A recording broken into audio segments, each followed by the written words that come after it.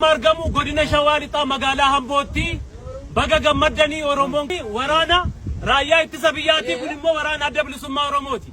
Hoogganaa waraana adda bilisummaa Oromoof qondaaltota waraanaa woboo kataan Aadde Adaanech Abeebee magaalaa Finfinneetti simataman.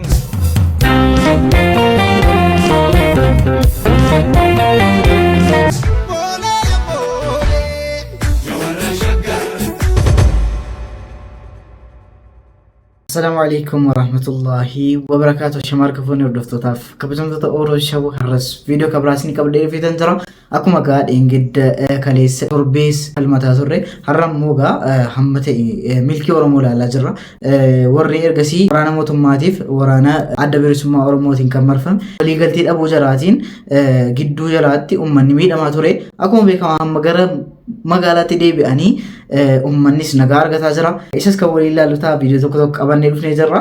Dannoo irratti naasofnu ilaaluu qofa. Waraanni adda bilisummaa Oromoo magaalaa Finfinnee seenanii bakka tokko daawwataa jiranii. Isas kan walii ilaalu ta'a amma xumuraatti na hordofaa isin jechuu barbaada. Warreen muka chaanalii kanatti haarawaa dhuftan dafaa subscribe godhaatii maatii chaanalii kana ta'an isiniin jedha. Viidiyoo kanas akka namoota baay'ee bira gahuuf like gochuun dagatina. Wanna tokko isinitti irratu gara video. Hoogganaa waraana adda bilisummaa Oromoof qondaaltota waraanaa woboo kataan Aadde Adaanech Abeebee magaalaa Finfinneetti simataman. Kantiibaa magaalaa Finfinneen kan simataman obbo Sanyii Nagaasaa fi jila isaanii qondaaltota woboo olaanaa yoo ta'an Aadde Adaanech Abeebeen magaalaa Finfinneetti simataman. Kantiibaan magaalaa Finfinnee Aadde Adaanech Abeebee tibbana kana mootummaa naannoo Oromiyaa waliin waliigaltee raawwachuu karaa nagaa qabsaa'uuf kan galan jila Sanyii Nagaasaa waajjira isaaniitti simatan.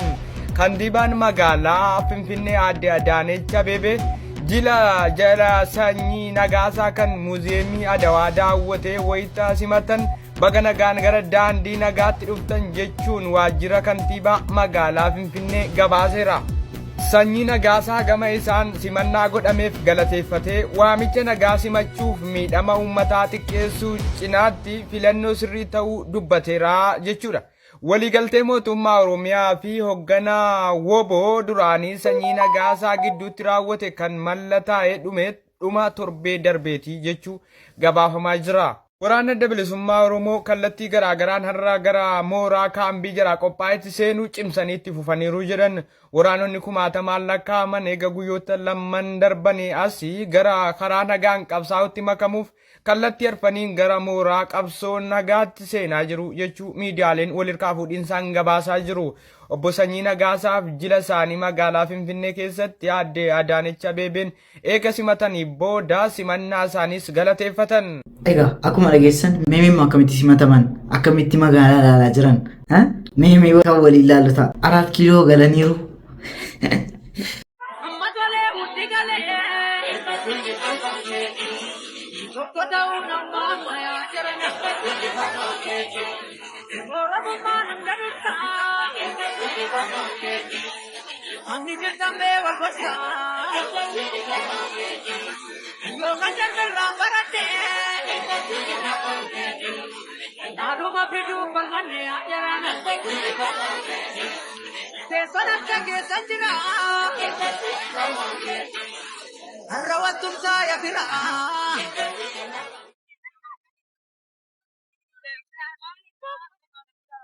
Egaa akkuma argitan simannaa uummataayyuu akka waan jira miti egaa osoo simannaa uummataayyuu gammachuun uummataayyuu agartanii karaarra guutee ilaaluun jechaadha.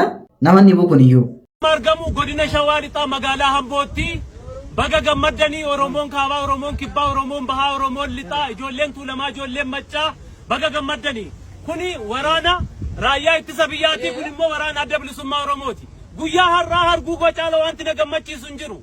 Warri biyya faranjii teessanii bargarii fi piizaa nyaatanii ijoollee maccaa Shawaa Wallagga Tuulama jettanii wal nyaachistan nuun taatanii Oromoon tokko.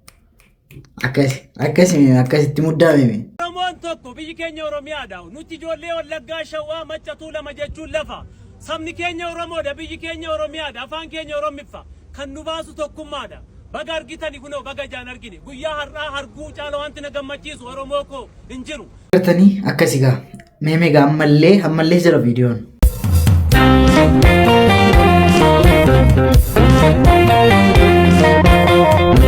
eegaluu hin dandeenye immoo garaagarummaa የፖለቲካ ልዩነት ምንጊዜም ይኖራል። የፖለቲካ ልዩነት ግን ግዴታ በጦርነት መፈታት የለበትም።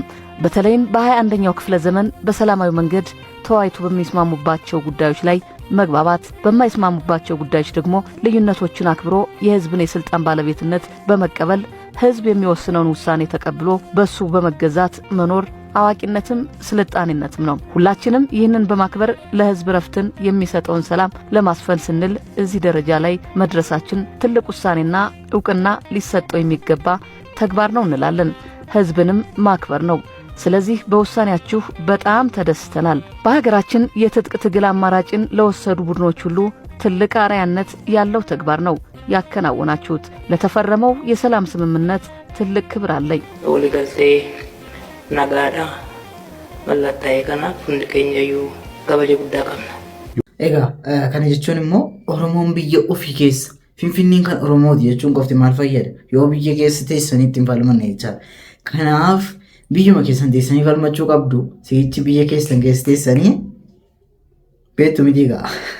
Warra boolee warra bubboolaa. Warra boolee warra ganamaa. Warra boolee warra baadiyyaa. Warra boolee. warra jaalala ya warra bole warra boona warra barentu warra pagada warra afrika ya warra bole ya warra bole ya warra bole warra bole warra bole ya warra bole dikota pannumore warra bole dikota pannumore warra bole dikota pannumore warra bole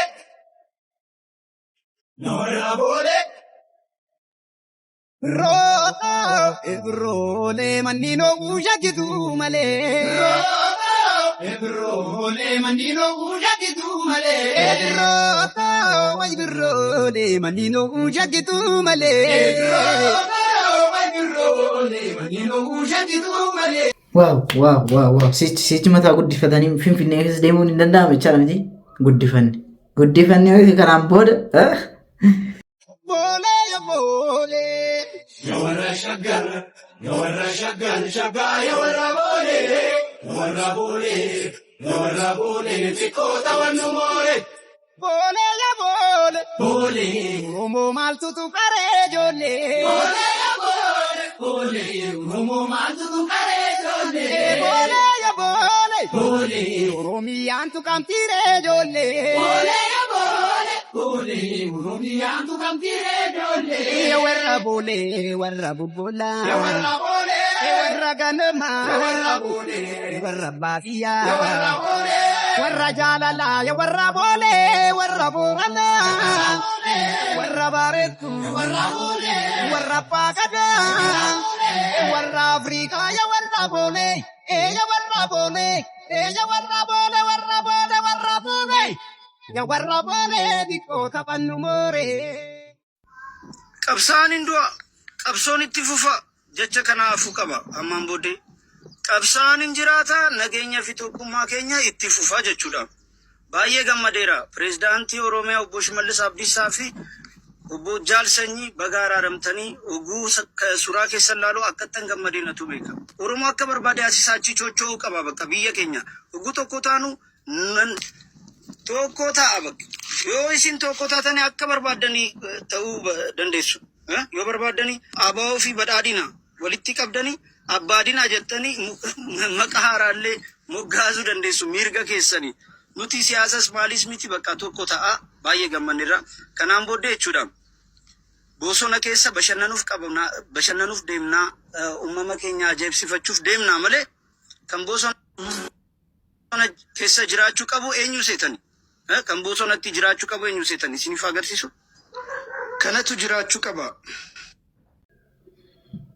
Haasaa Abbaa Cabsaa dhaggeeffadha. Duraan dursee waraana bilisummaa Oromoo murtee kana waamicha uummanni Oromoo dhiyeesse fudhachuudhaan murtee olaanaa kana gaggeessuudhaan gootummaadhaa olii waan raawwattaniif maqaa kiyyaaf maqaa mootummaa naannoo Oromiyaatiin galatoomaa ulfaadhaa isin jechuun barbaada. Baay'ee galatoomaa Mr. President Abbaa Cabsaa nagaan isiniif haa ta'u. Baay'ee natti tole haasaan isaanii kun.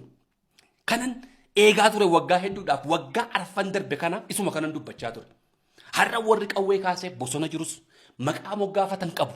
Obboloota keenya mootummaan kunis obboloota keenya gamaaf gamana teenye maqaa taappellaa walitti maxxansine wal alagoomsuurra maqaadhuma abbaa moggaafate badhaadhina akkasumas waraana bilisummaa Oromoo jennee rakkoo jiru walitti himne furmaata itti goone gama nagaatti hadhuufnu malee wal alagoomsuun taappellaa walitti maxxansuun wal xiqqeessuun wal arrabsuu kana keessa habaanu jechaan ture.